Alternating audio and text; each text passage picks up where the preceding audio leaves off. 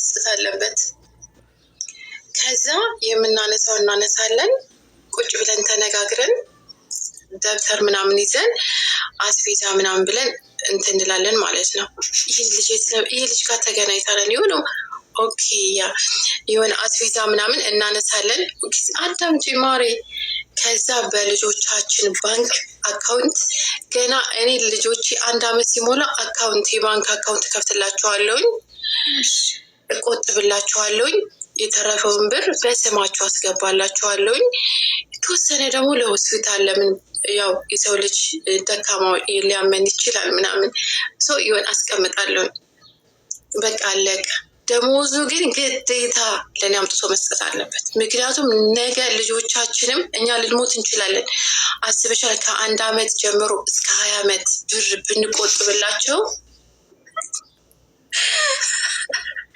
ምንድነው ብንቆጥብላቸው ዩኒቨርሲቲ ሲገቡ ያስቸግሩንም። እኛን መኪና ይገዙበታል፣ አንዳንድ ነገር ገባሻ ራሳቸውን ይችሉበታል። እና እንደዛ አይነት ሁለተኛ ደግሞ 17 ዓመት ሲሞላቸው ልጆች ከቤት አስወጣቸዋለሁ ራሳቸውን እንድችለው ገባሻ? እና እንደዛ ነው። እኔ ግን ያንቺን ሀሳብ አልስማማበትም ኩኩዬ። የማይሆን ሀሳብ።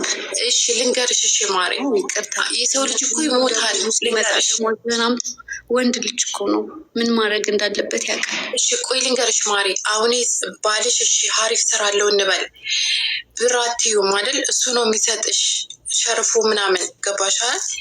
ነገ ሰውዬ ቢሞት ልጆችሽን ቢስሚላ ረህማን ረሂም ያንቺን አላልኩም።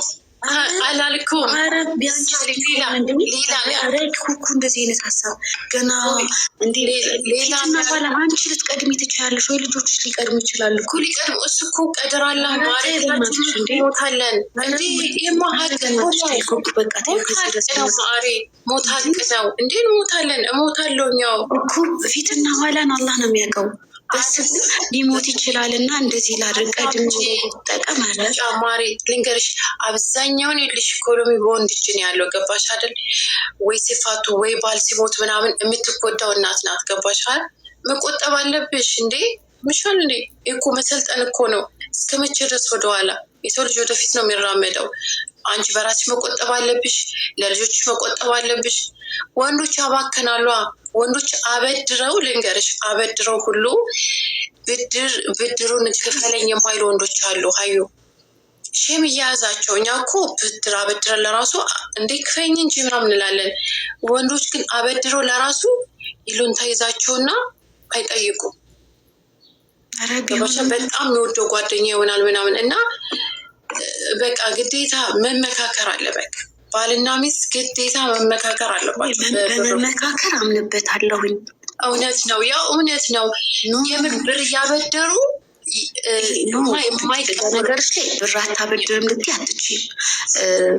ጓደኛ አንቺ ወስደሽ ማስተካከል አለብሻ ብሩን። ወንዶች አባካይ ናቸው ልንገርሽ። አንዳንድ ካልሆነ 5% ናቸው ቋጣሪዎች፣ አብዛኛዎቹ አባካኞች ናቸው።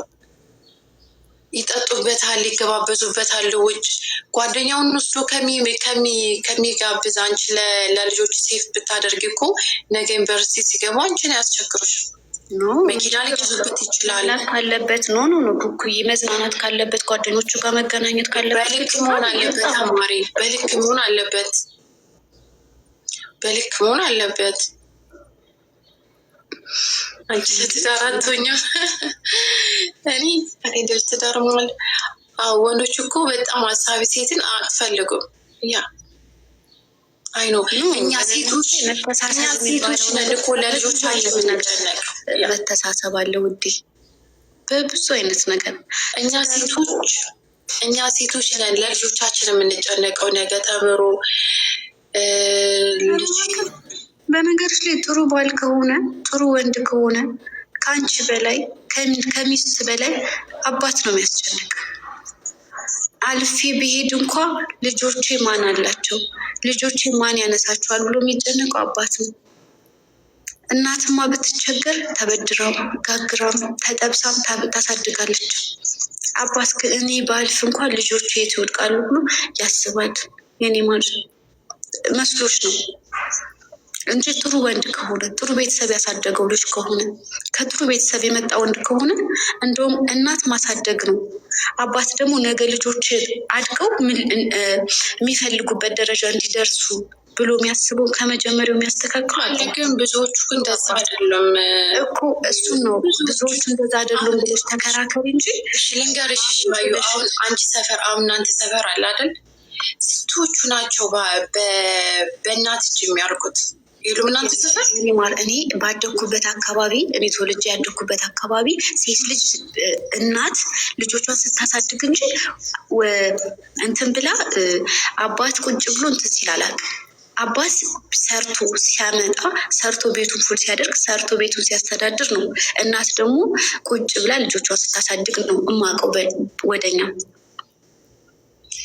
እኔ እያልኩሽ ያለሁት አሁን እናንተ አካባቢ ማሜሉ እናንተ አካባቢ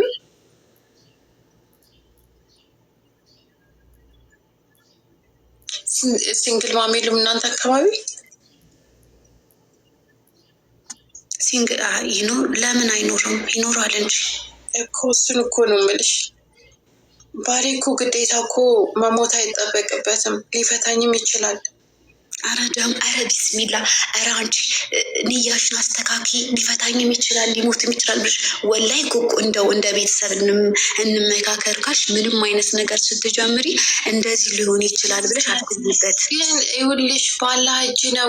ሞት ለምን ትፈሪያለሽ? እኔ ሰላት አልሰራም እኮ በነገርሽ ላይ አላህ ጥሩ ስራ ሰርቶ ከሚሞት በነገርሽ ላይ ማለት ነው። ኩኩ አንድ ነገር ልንገርሽ፣ እንደዚህ ሁኛም ደግሞ አልፈልግም።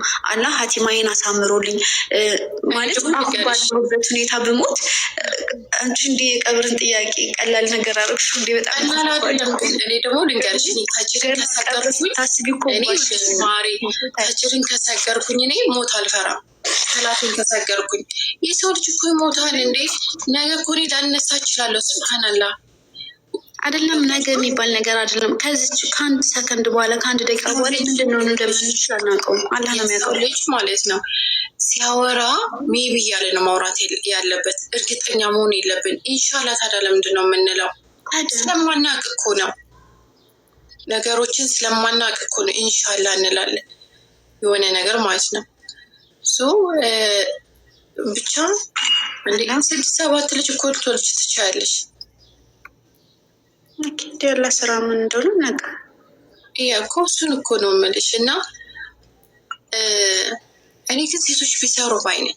ሴቶች የራሳቸው ስራ ትንሽም ስራ ቢሆን የራሳችሁ ማለት ተቀጥሮ ሳይሆን የራስ ቢዝነስ የራስሽን ገባሻ?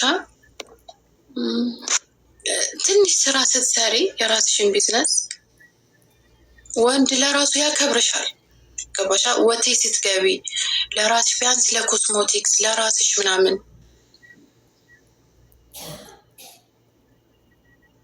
ለራስሽ ሴት ልጅ መስራት አለባት ባይ ነኝ። የወንድ ልጅ መጠበቅ የለባትም። አሁን ያለንበት ጊዜ ደግሞ ጊዜው አስቸጋሪ ነው። ወንድ ልጅ ብቻ ሰርቶ የሚኖርበት አይደለም። ኦኬ ሀሪፍ ነው ምናምን ሰው ቤት ምናምን በቃ የራስ ስራ ብዙ አይነት ስራ አለ። ኦንላይን ኮርስ ወስዶ መስራት ይቻላል። እስኪ ታብታብ አድርጉ፣ ቤቱን ባርኩት።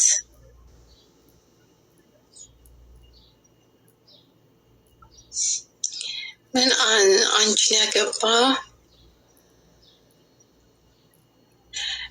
አንቺን ያገባ በአመትሽ ተፋተሽ ምን ችግር አለው ታዲያ?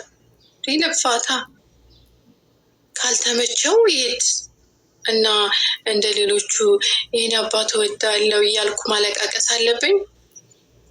አልተመችሁትም? መንገዱ ክፍት ነው። ሂድ። ይኸውልሽ አንቺን አግብቶ በአመት ይላል ባደረገው ነው ወልጄ ሂድ። ሲጀመር እኔ ከፍትለታለሁ በሩን እንዴት ማለት ነው። በግድማ ወንድ ልጅ እኮ በግድ እኮ ማስቀመጥ አይቻልም።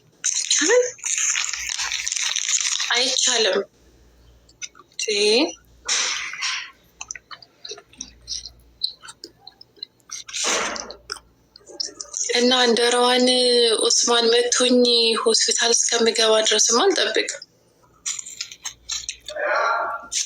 ና እንደ ኡስማንማ መቱኝ።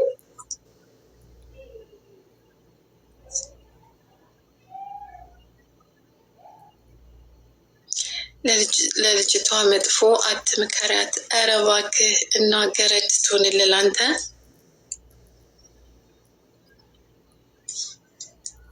ገረድ ትሆንልህ እየመታት እያስለቀስካት አንተ ጋር መቀመጥ አለባት። ደነዝ አያ እንደዚህ አይነት አመለካከት አሁን ባለንበት ጊዜ ማየት ያስፈራል። ለልጅቷ መጥፎ ነገር አትምከሪያት። እንደውም ኒውስ ነው ማደርግ አንተ